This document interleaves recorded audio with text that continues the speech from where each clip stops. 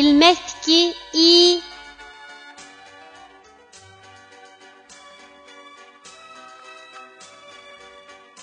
Bu harfning talaffuz qilinishi mundaq.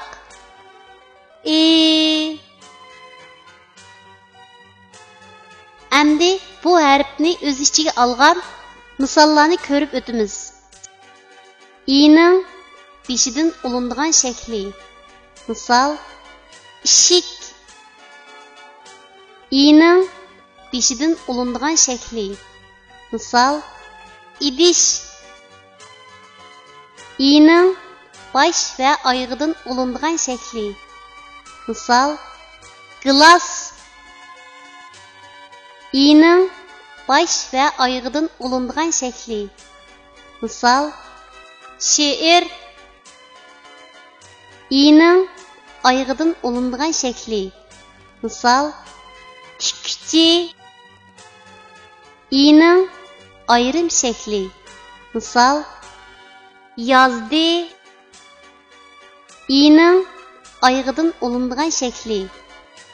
İ'ning ayrim shakli. Tuanda biz rasmga birlashtirib, yuqorida o'rganib o'tgan harfning to'g'ri yozilish tartibini mashq qilib o'tamiz. Ishik i harfining beshidan ulinib keladigan shaklning yozilish tartibi.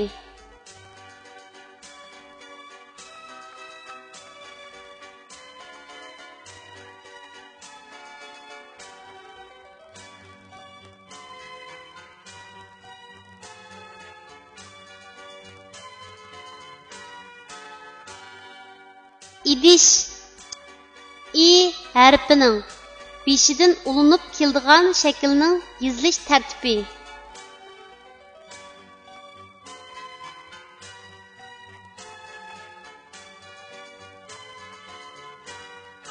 Gilas i harfining bosh va oyog'idan ulinib keladigan shaklning yozilish tartibi.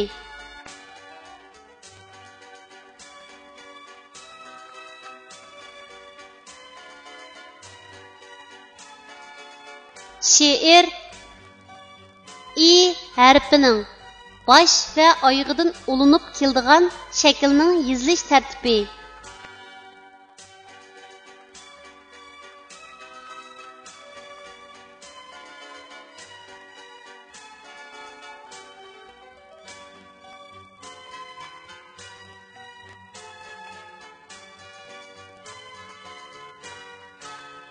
Tikchi i harfining oyog'idan ulinib keladigan shaklning yozilish tartibi.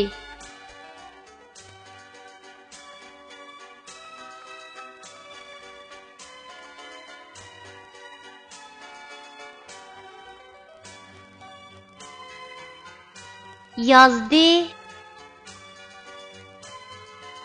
i harfining ayrim shaklining yozilish tartibi.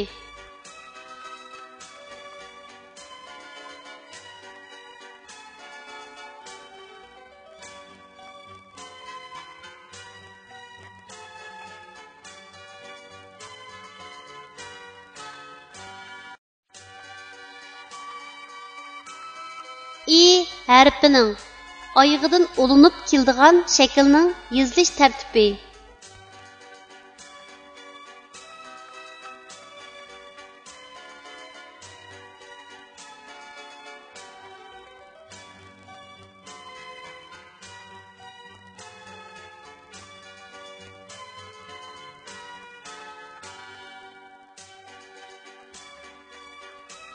I harfining ayrim shaklining yozilish tartibi.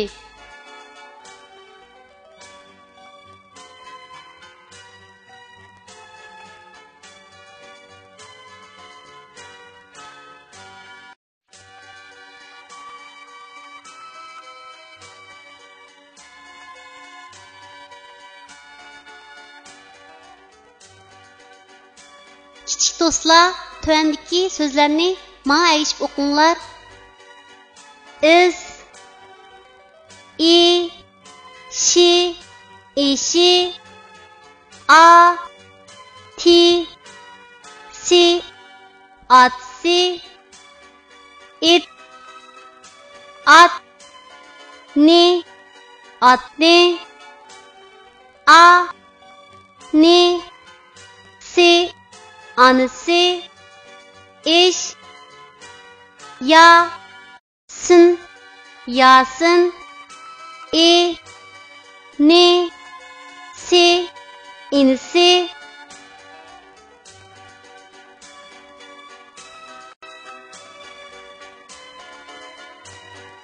İttifaqlıq küç. 1, 2, 3. İttifaqlıq küç. Çeylep yencimiz, düşman gelse duç.